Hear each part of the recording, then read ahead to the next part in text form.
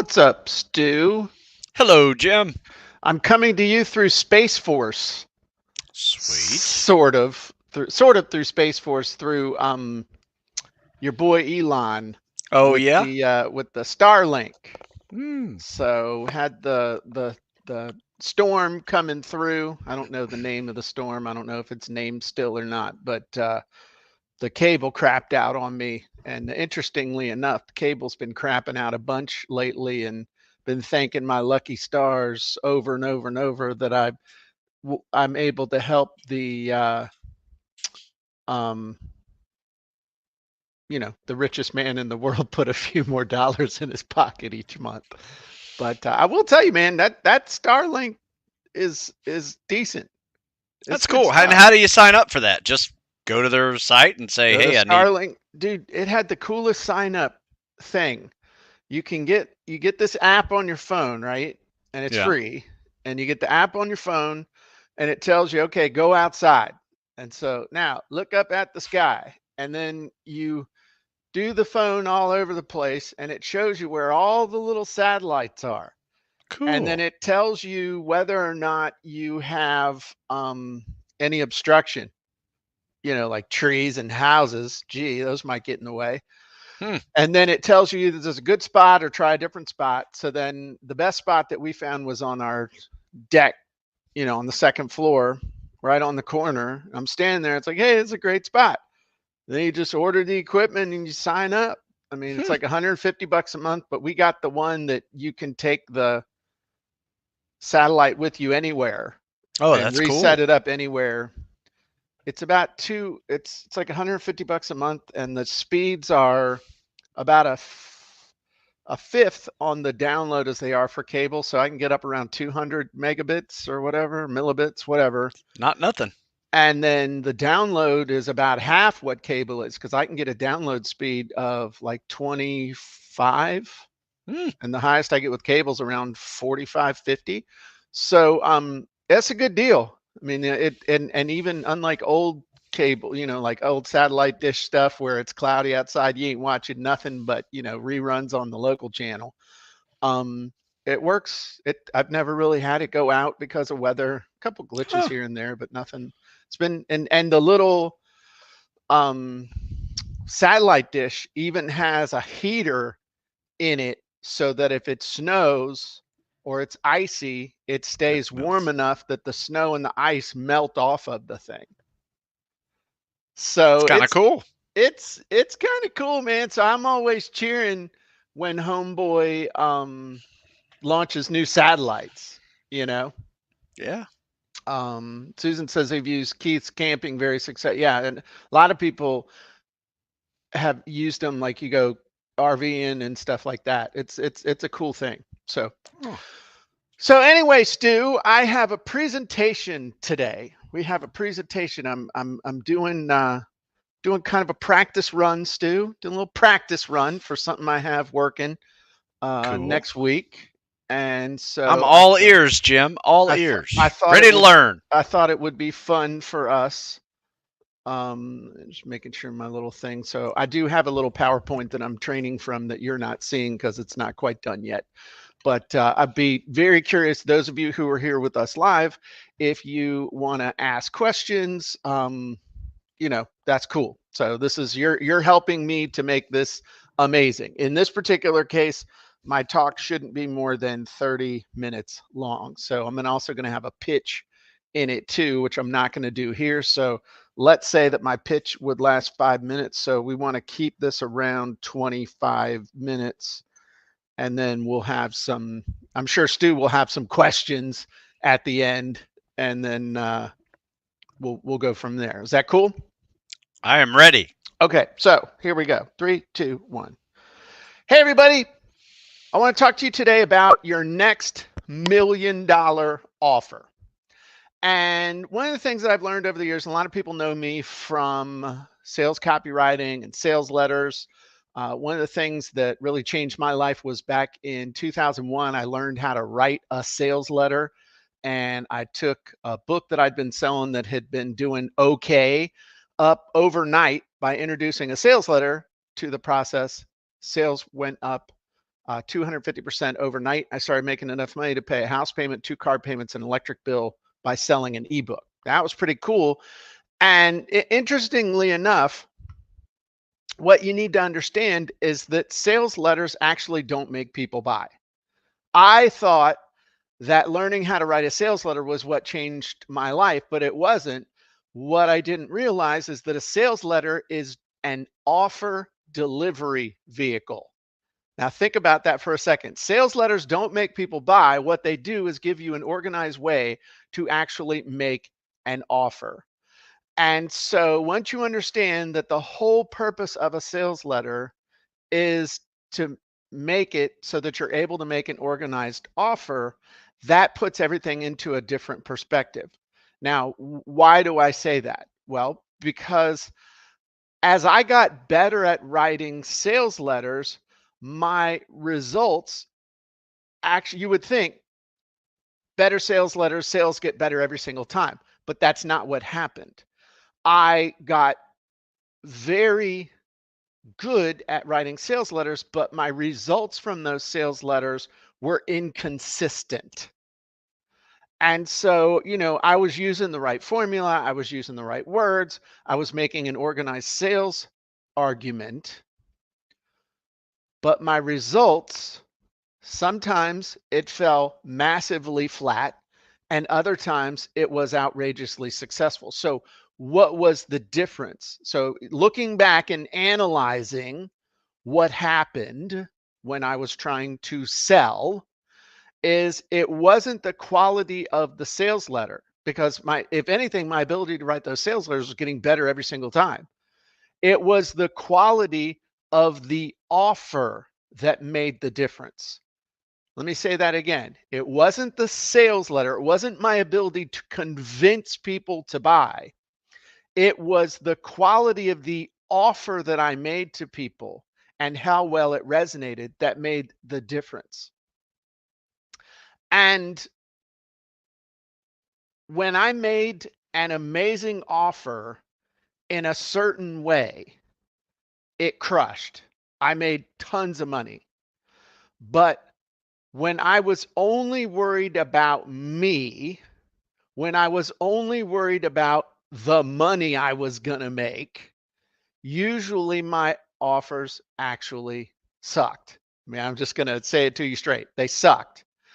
And so making an offer in a certain way was the key, not the ability to sell. So if you're somebody who's sitting there right now saying to yourself, man, I suck at sales, I hate to sell, I hate talking to people, I'm scared to talk, all the stuff, which is actually very typical, very normal for professional people, entrepreneurs, teachers, trainers.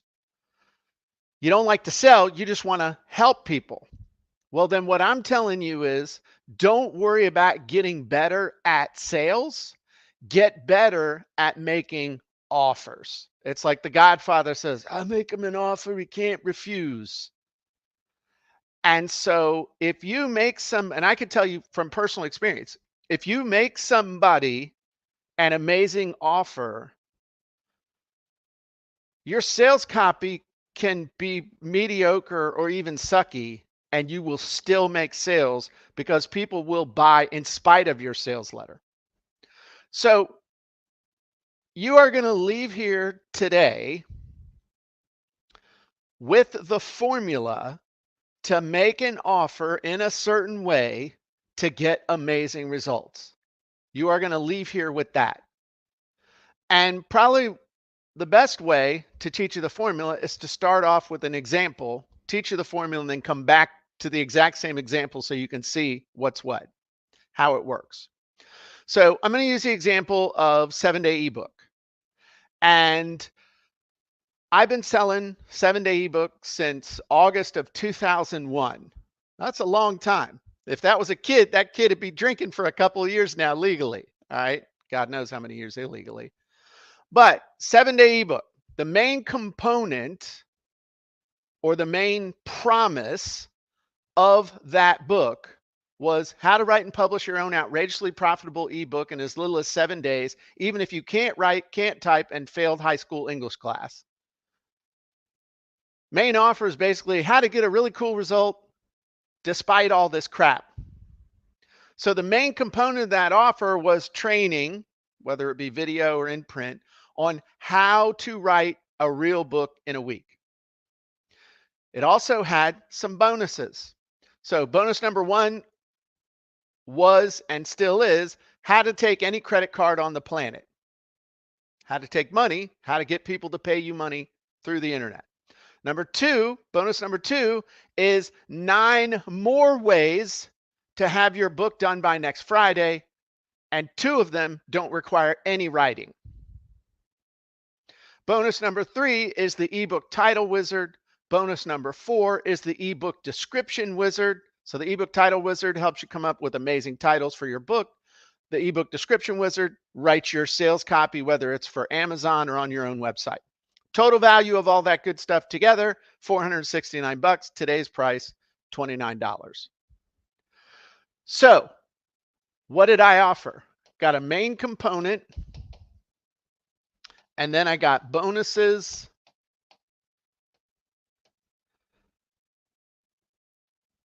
Keep that in mind. Okay, so how do you make a great offer? There's 4 main questions you got to answer, all right? Who are you selling to? What's their biggest problem? How can you remove objections and obstacles? And how can you basically make them an offer they can't refuse as far as price?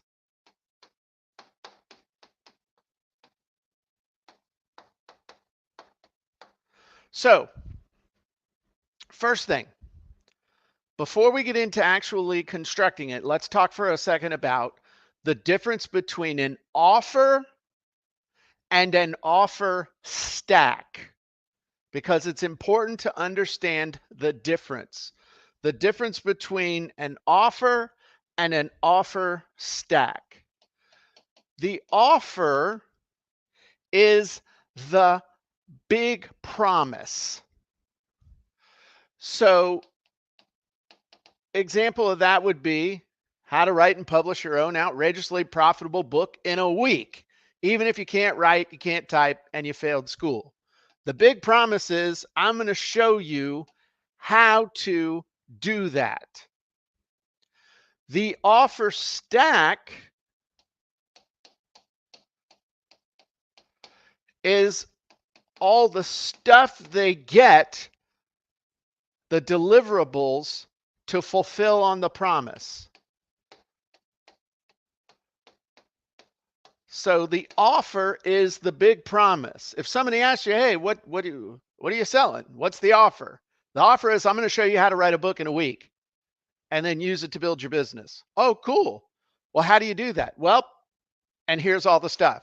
You're going to get the training. You're going to get this bonus, this bonus, this bonus, this bonus. That's how I'm going to help you do that. That's how I'm going to fulfill on the promise. It's important to understand the difference between an offer and an offer stack. An offer is the big promise. The offer stack is what they get. So how do you make a great offer? Comes down to a specific formula. All right. So step number 1 is you got to define who are you selling to. Define your who. Who is your target audience? What are their hot buttons? What are their desires? What are their fears? What are their objections? Not demographics. This is not, my audience is 45-year-old men. No, it's people with specific desires, fears, objections. What makes them tick? Who are they? What makes them tick? So a good example of that would be C-suite executives who want to know better leadership techniques, or C-suite executives who are afraid that their team sucks and they can't function very well. What are their hot buttons? Desires, fears, objections. Those are the big ones that you want to focus in on. Second step is you want to define their biggest problem? What is the biggest problem they have? But very specifically, they know they have the problem. They know they want to solve the problem. They're actively trying to solve the problem, and they're willing to pay to solve that problem with time, attention, and money. It's not just that a lot of people have problems that they're not going to spend. A lot of people are overweight and they're spending money on food that makes them fat. And they know they got the problem.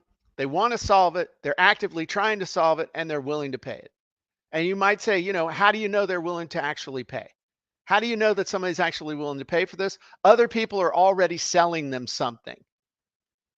You're not trying to invent a brand new market. They're already out there selling. All right, step number 3.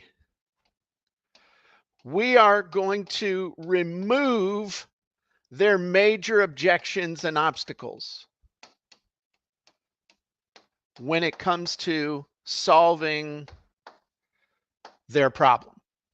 We are going to remove the major objections and obstacles. Now, as a side note, when it comes to objections and obstacles, a lot of those are fear-based.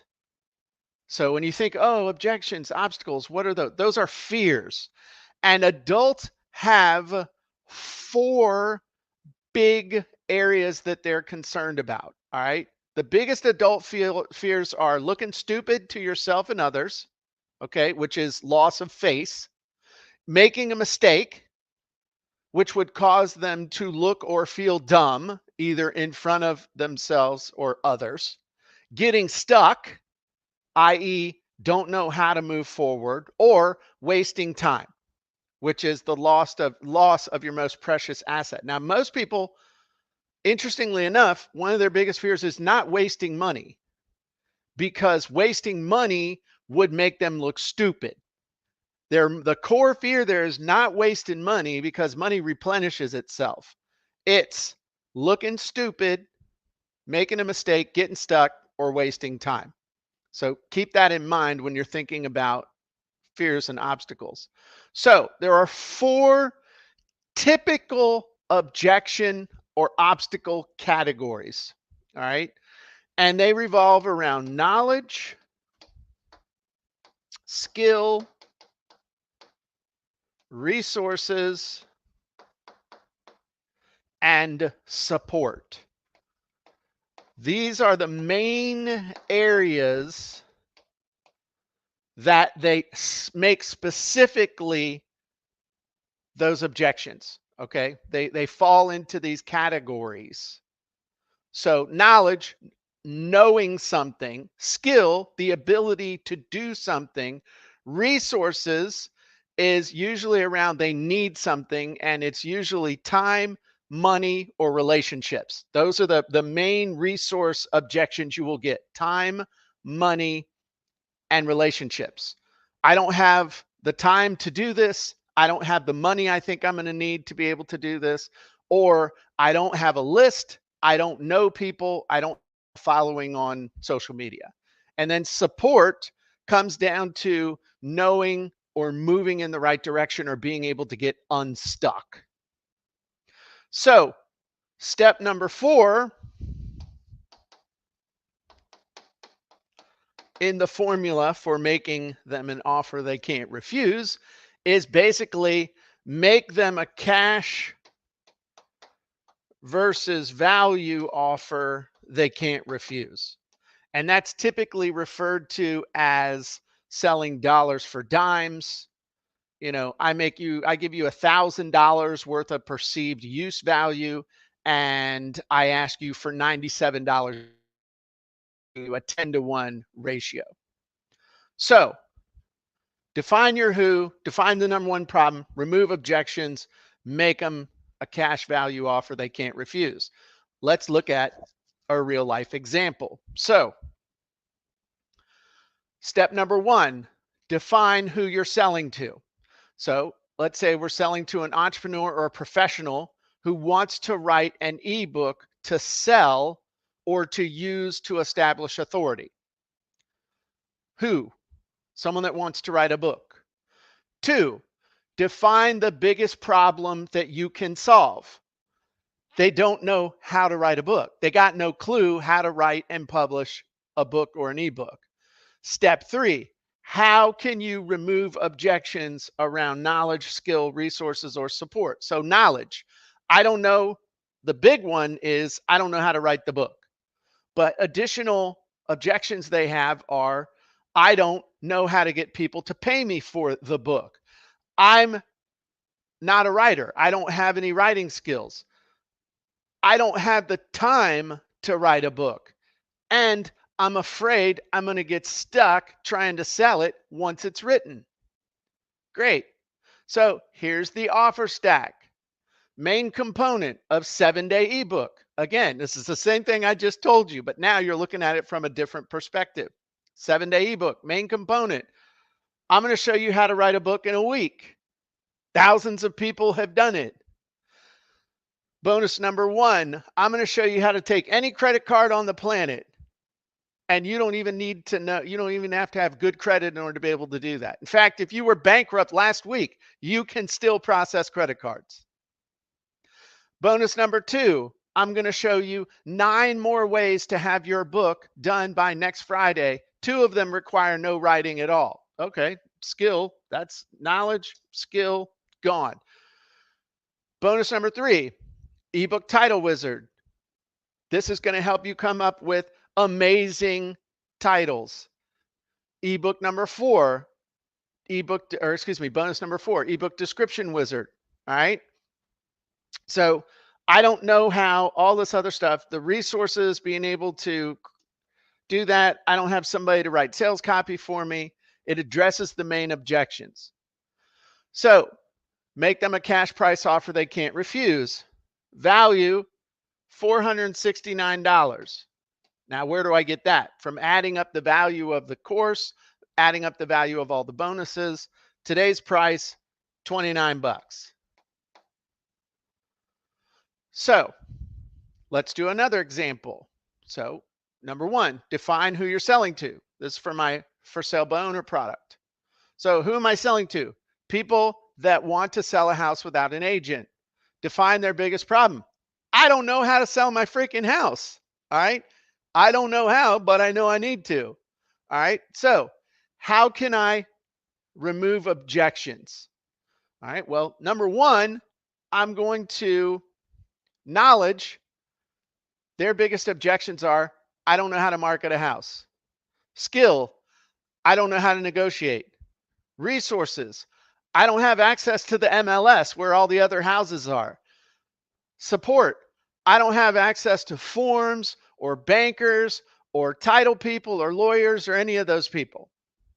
So what is my offer for selling your home alone? Well, the main course is how to build a team and sell your house without an agent. I show them how to do it. I show them how to get bankers to climb all over themselves to help you, and attorneys and title companies too. Bonus number 1, how I did it. How I marketed and sold 2 houses myself without an agent in 30 days. Cover that on knowledge. Skill, how bonus number 2, bonus report, how to get free property listing pages 11 different ways. So I don't have to have the skill. I also, in the book, teach them how to negotiate. Bonus number 3 is sample forms pack. Well, I don't have access to the forms. I don't have access to the stuff that I need. And bonus number 9, support. I cover that with a radio interview, 9 keys to successful selling.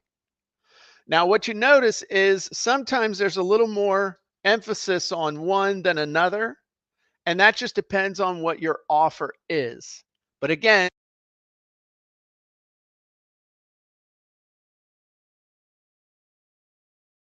comes to step number 4, total value of all this stuff added up on the sales page, $499. Today's price, 39 bucks. So let's recap the steps. Step number 1, define who you're selling to. Step number 2, define their biggest problem that you can solve.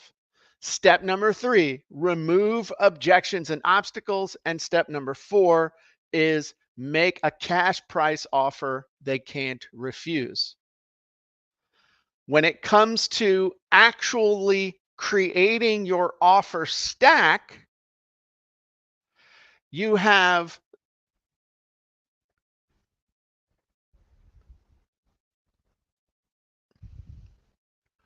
the main component,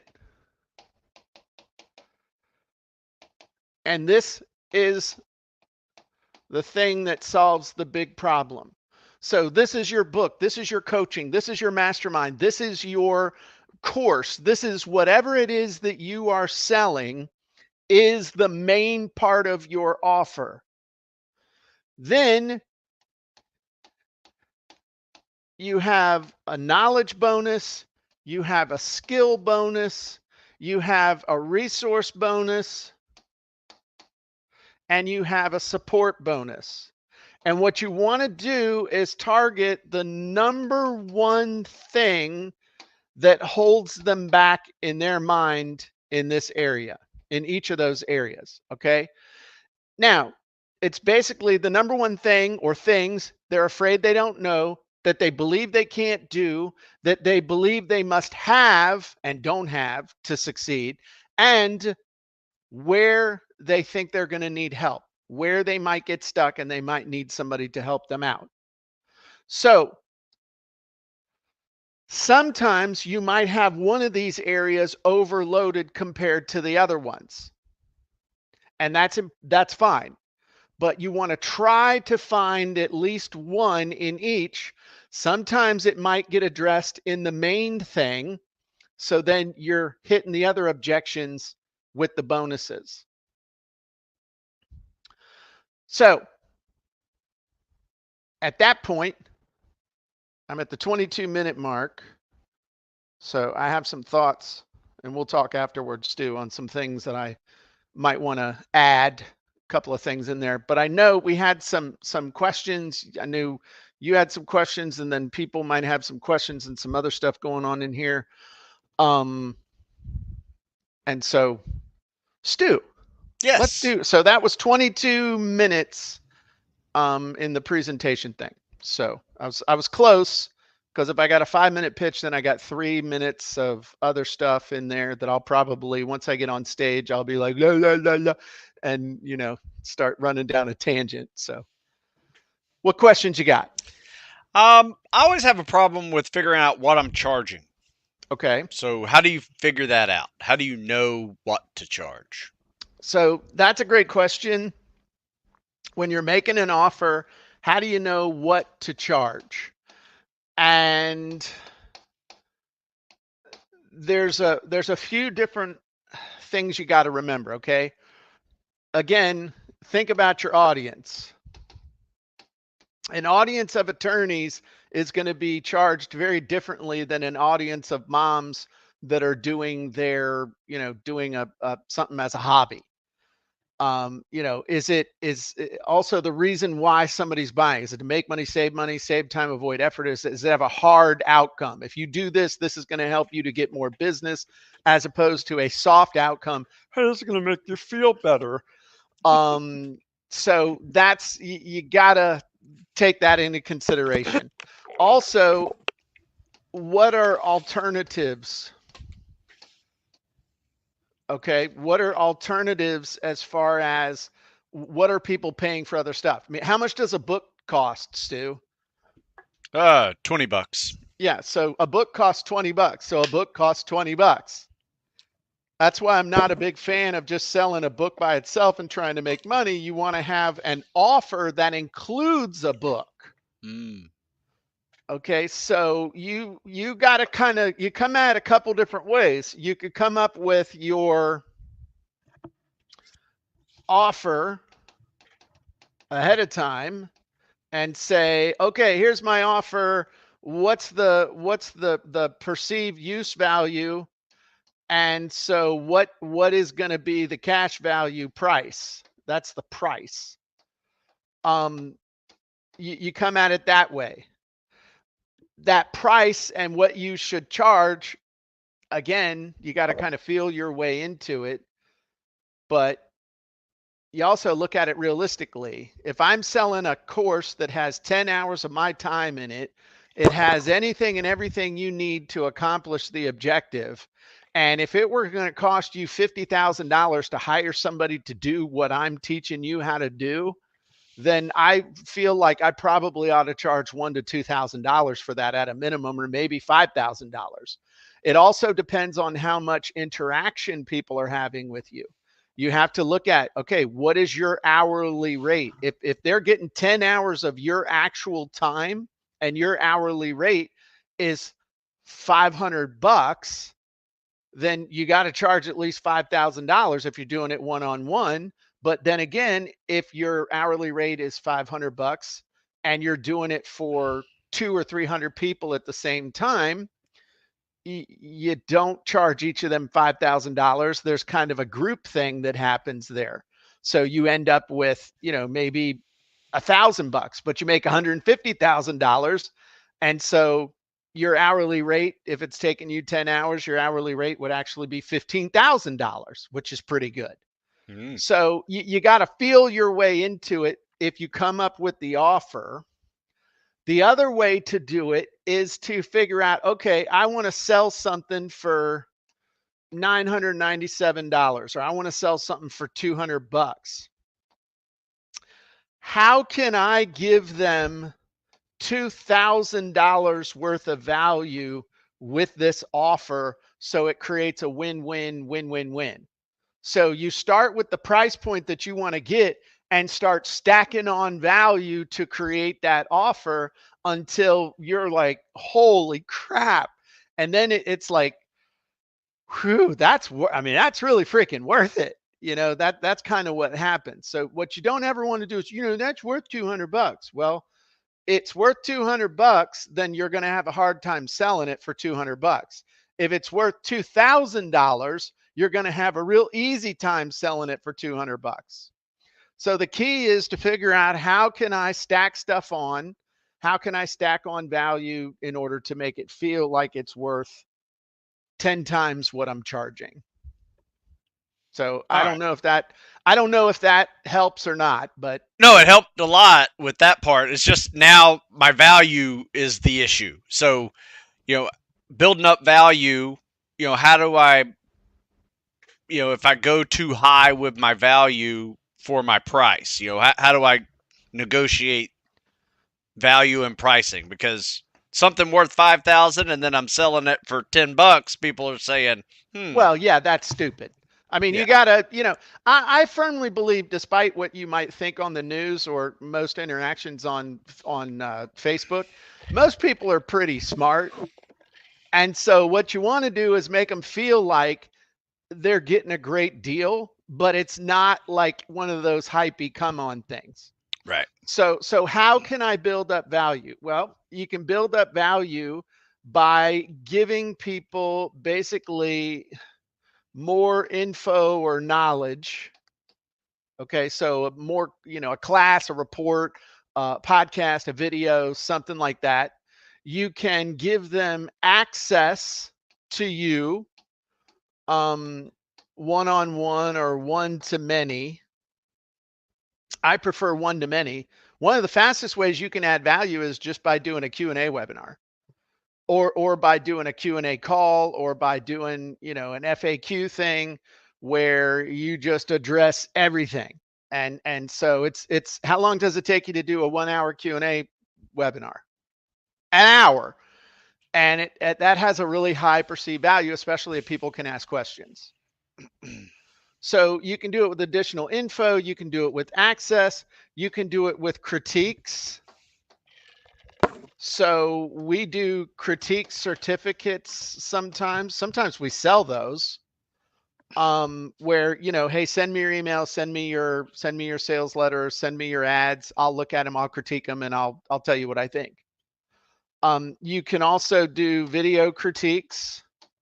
So I'll jump on, look at a sales letter, rip it to shreds, Though my buddy Anna did teach me that you're supposed to say something nice, compliment them, then you rip it to shreds nicely, and then you end on a positive. It's called a critique sandwich. Yeah. But like you do that with your video stuff, you'll somebody will send you a video of them running or swimming or doing push-ups or whatever, and you critique it and send it back to them. Yep. So you add value by stacking stuff on in those 4 categories. Okay. Knowledge, skill, resources, and support. So like one of the things that we've done in the past, resources. Oh, I don't have a list. I don't have a following. Great. Get this done and we'll have you on the Jim and Stu show and you can tell your story. Well, it's going to get you some exposure. So anyway, that's how you do it. You just start stacking on stuff, and you stack on stuff that eliminates objections, not just stacking on stuff for the sake of stacking it on. Gotcha. Hey, can you define the difference between the offer stack, like you're talking about, and the offer? So again, the offer is the big promise. All right, it's the big promise, and that usually is to solve a problem. So example, how to write and publish your own outrageously profitable ebook in as little as 7 days, even if you can't write, can't type, and failed high school English class. There's a formula there, by the way. Big promise, exciting but reasonable time frame, without pain or without the need for skill. How to write and publish your own outrageously profitable ebook. Okay, that's payoff. Timing, 7 days. Even if you can't write, I'm not a writer. Even if you can't type, shit, I can barely do, 10 words a minute, 2-fingered. And even if you failed high school English class, well, I ain't real bright. So I'm not a writer. I can't type, and I didn't do well in school with writing, but this dude's still telling me I can get it. All right. You got my attention. That's the offer. Now, what's the stack? The stack is the main deliverable and all the bonuses that you deliver to help them get the big promise, solve the problem. Okay. So offer is the big promise to solve the problem. The stack is all the stuff that they're going to use to do that, whether it's a product, whether it's a coaching, whether it's a freaking TRX, some physical product. Hey, Jim. Hey, Stu. What are my favorite 3-word coaching tips that you give is hook, story, offer. Uh-huh. Now, when you just said that offer, it was very close to a hook. Mm-hmm. Like you almost rehooked me Mm-hmm. with it. Is that part of the process? It can be. Yeah. If you can make your offer the hook and the hook the offer, now you're cooking with gas. Okay. Yeah. Like you did that with your, 12 weeks to buds. A Navy SEAL, what's the subtitle of that? A Navy SEAL something? Complete guide, Navy SEAL fitness. Okay, complete guide to Navy SEAL fitness. 12 weeks to buds. That the offer is, I'm going to show you how to get ready for buds in 12 weeks. That's what you do. I mean, I've heard, famous Navy SEALs sitting around a Yeah. bonfire saying, "Oh, y'all did that. I just bought Stu's book." But I mean, yeah, owning the book and doing what the freaking book tells you are two very different things. Absolutely. But I mean, that's your oldest selling book, right? And still sells to this day, right? Yes. Because the hook was the offer and the offer was the hook. So yeah. Okay. So how can I identify any main problems with an offer then? That's something that I'm trying to solve for customers. How can I identify that problem if I have any problems with my offer? So what's the number one problem you need to solve? Yeah. For people? Yeah. Okay. How can So how can I identify that? Sorry. normally what you have to do is we're so close to it that it's hard for us to spot it. So there's a couple different things you can do. One is you can zoom out. What do I mean by that? Meaning, okay, you're here, and Stu's like, well, I can show him how to swim better. I can show him how to run better. I can show him, I'm cracking up because I watched that video that came with that book and it was really cool. But Stu was like 12 when he made it, or looked 12, and he's wearing this little shorty wetsuit and stuff, and he's running on the beach, and then you see him swimming away, and he's teaching you how to do all this different stuff. And what happens is you get focused in on minutia and you can't see the forest for the trees, and the person you're selling to ain't even at the forest yet. They're way back across a field, a bridge, a road, and other stuff, and can kind of see the forest on the horizon. So you kind of zoom out, like, to get to the what's the big problem. So I'm not gonna, it's not That's a problem. good Oh, point. how to choose a title for your book, how to create a manuscript, how to come up with a book proposal, how to I, I don't know how to write a book, but I want one. Right. And so you zoom out and back. I don't know how to get to buds, and I don't know how long it's going to take. And so what you want to do is basically figure out what's the big thing. If you're sitting around drinking beer, drinking coffee, shooting the crap, and like, man, I'd love to write a book, but I don't know how. Man, I'd love to serve in special operations, but I just don't know how. Man, I know I got to make it through buds if I want to go blow stuff up. Um, it's like, but I don't know how to get through buds. I don't know how to put up a website. I don't know how to write a book. I don't know how to be a better leader. I don't know how to, it's that top level thing.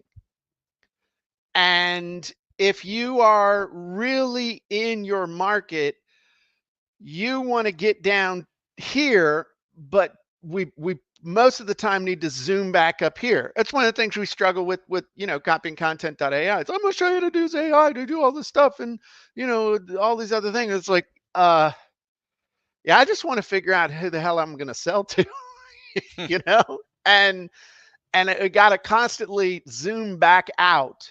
The other thing you can do is ask people. If you know who your audience is, hey, what are you really struggling with right now? What would you really like to do? And then a lot of times they'll tell you what they want to do, but it's symptom related. And so then you got to kind of zoom out from the symptom. Well, I got to get my run times down. Well, why do you got to get your run times down? Well, because I got to be able to pass my PT test. Well, why do you need to be able to pass your PT test? Well, because I want to get a X-ray contract. Well, why do you want to get an X-ray contract? Well, because I want to be a Green Beret. Oh, and if you want to be a Green Beret, what do you have to do? Well, what's the big thing you have to be able to do? What's your biggest problem? Well, I need to get to and through selection. Oh, okay. So what you're trying to find that spot where all of them are like, oh yeah, that's me. Mm. Now, is it perfect every time? No. But if you can make offers lickety split quick, you can figure it out pretty fast. Now, is that how what you would call like making your offer irresistible? Like Making how do you do that? Like steps, boom, boom, boom. the making your offer irresistible is a process of, first you got to define that big promise, and then you create a stack that people are like, holy crap, that's like Christmas, birthday, and Easter combined. And it resonates, it's checking off all those boxes for them about, oh, I won't have to know how to do this. I don't have to be able to do this. I don't have to have a huge list. And if I get stuck, they're going to help me. Holy crap, I need to send them my money before they raise the price change their mind or stop making the offer.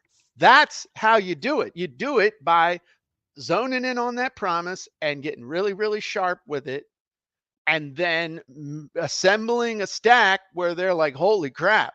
Now, what you also don't want to do is add on so much stuff that they're like, because remember, what's one of the biggest fears that somebody has? Wasting time. I want to get this done quick. So if there's 8,000 things here, that means there's probably more to this than I want to devote to it. So you also can't add so much stuff that they're like, crap, this is going to take forever. So like with your seal thing, you could take that book, create an offer. You could go nuts with that, man. I mean, you could include the kind of, get a pair of Bates boots or whatever the boots are that the guys are wearing. You can start running on them in the sand.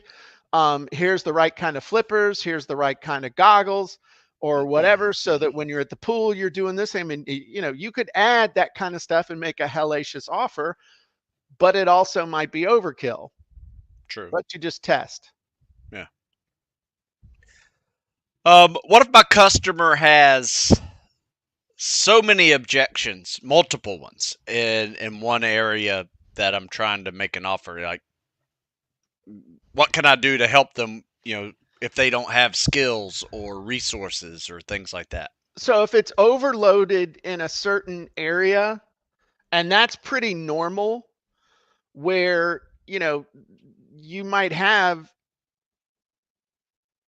skills and ability might be, or skills and knowledge, but one of those is just really overloaded. What you got to do is address that in the main offer, because you don't want to have so many if you don't know how to do this, here's this bonus. If you don't know how to do this, it's this bonus. That should be baked into the actual main component of your offer. That should solve those problems in and of itself. And you can also do, and this is more of a sales copy thing, but you can, if it's bad enough, you make it a component of buying. So if you don't know how to, and then you just start listing off, if you don't know how to do this, perfect. This is for you. This training is for you. This coaching is for you. This mastermind is for you. Now, on the flip side, you might have people who are like, dude, this sounds really complicated, and I can't even imagine the number of things that I'm worried about. You can take the flip side of that and say, you might be worried that this is too much for you. So here's a quick test to see if you have the skills and knowledge to be able to do this. And you say, can you, and then you list up, can you copy and paste? Do you know the difference between right and mouse click?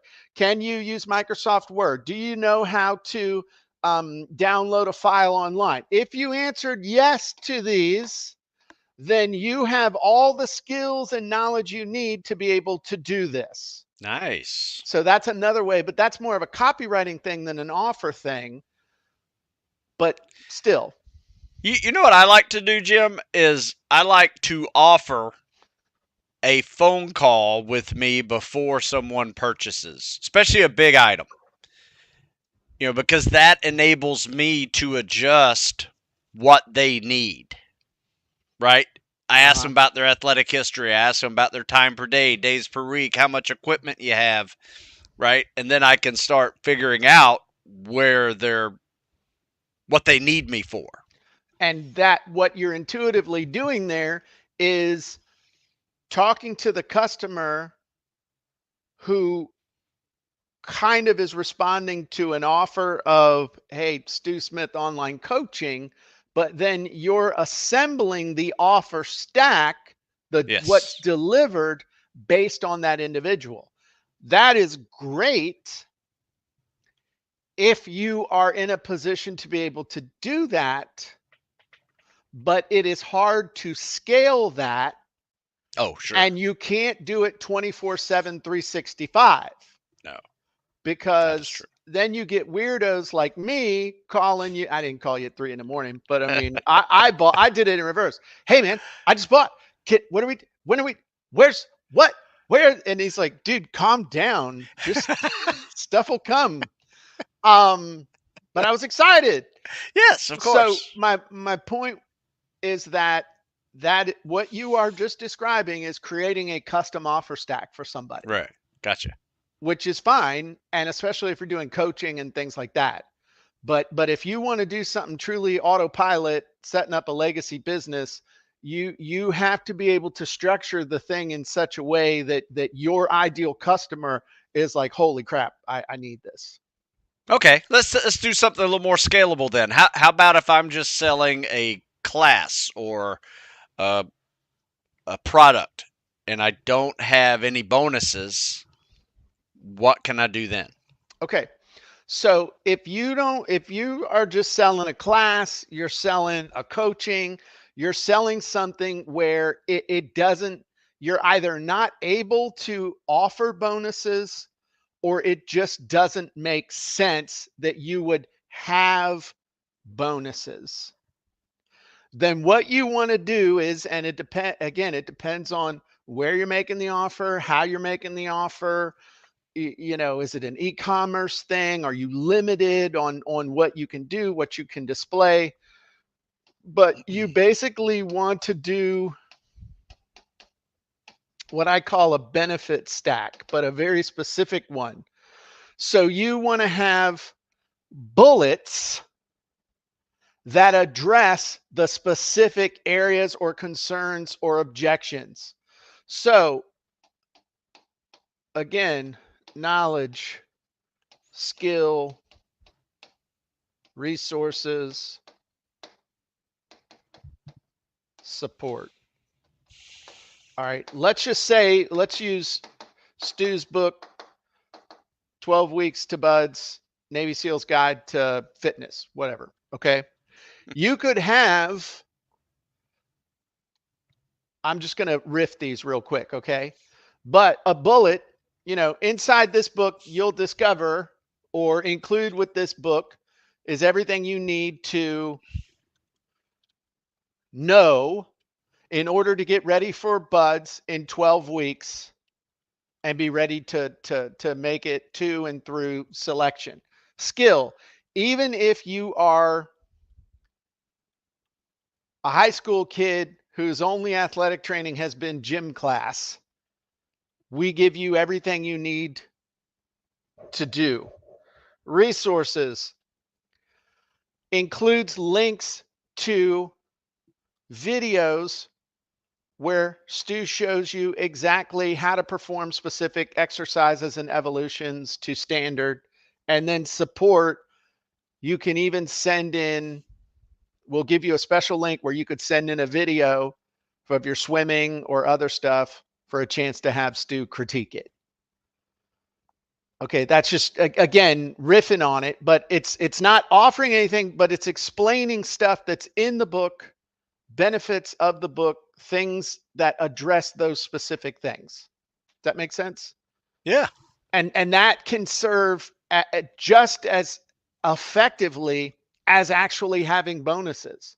Oh yeah, it's got everything I need baked into it. Nice. No, I love that. So that's how you do it. That gave me great ideas. And the other thing is, if you're selling a class or a product that doesn't have bonuses, other option is add some freaking bonuses, Chuckles. Don't be lazy. Don't be a dork. Add some bonuses. Dig down in, think about it.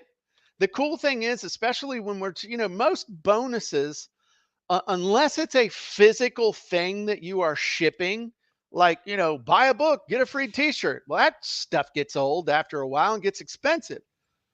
All Yeah. right. But buy 10 books and get a t-shirt. That might be worth doing. But most of what we're talking about now in this day and age is bits and bytes. If it's not physical, it's digital. And figure out a way to create bonuses that you can make them one time and include them over and over and over and over. Or charge enough money that if it includes some of your time, then it's highly leveraged so that you're making 10, 20, 30, 40 times your usual hourly rate when it actually involves time with you. Nice. So, did we have any other questions from the people who are here with us that we should hit? I see one down here. How do I adapt my offer to several customer segments? Can I use one sales page or do I need several? If they are significantly different customer segments, you should have a different sales page, a different landing page for each customer segment. And that is so easy to do now compared to how it used to be, that it's normally just a case of whatever software you're using, cloning it, going through, altering the language for that specific group, and well worth the effort.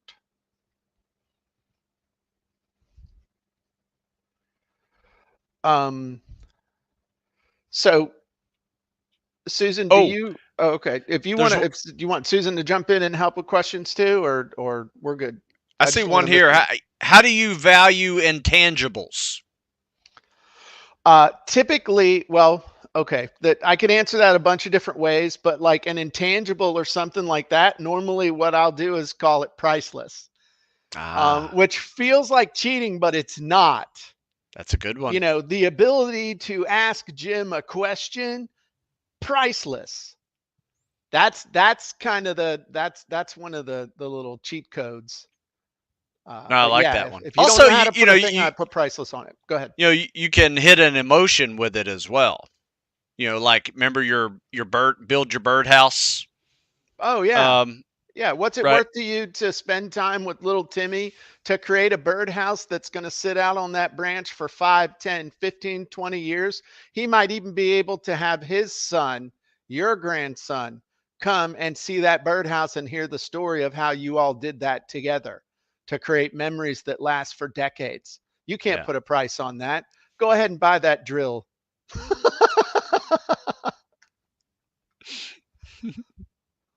What else? Oh, somebody said, please restate the 4 fears.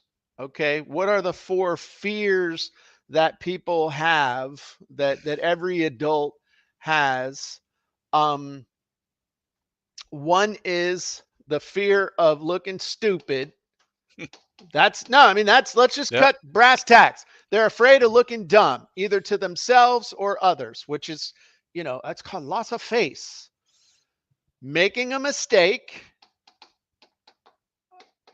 okay, which is necessarily, that's tied to being stupid, but still.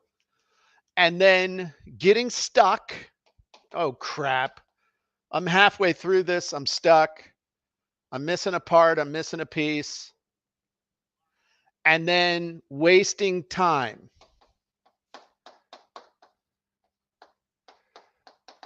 Those are the 4 biggest fears. And you're like, what about losing money? Well, that losing money results in feeling stupid. You don't lose money and then feel bad. You lose money and you feel bad because it shows you were stupid and made a mistake. The money thing's like tied in with the other stuff. Okay, those are the things that they are super afraid of. What Makes else? sense. Any others? Susan, are we missing any?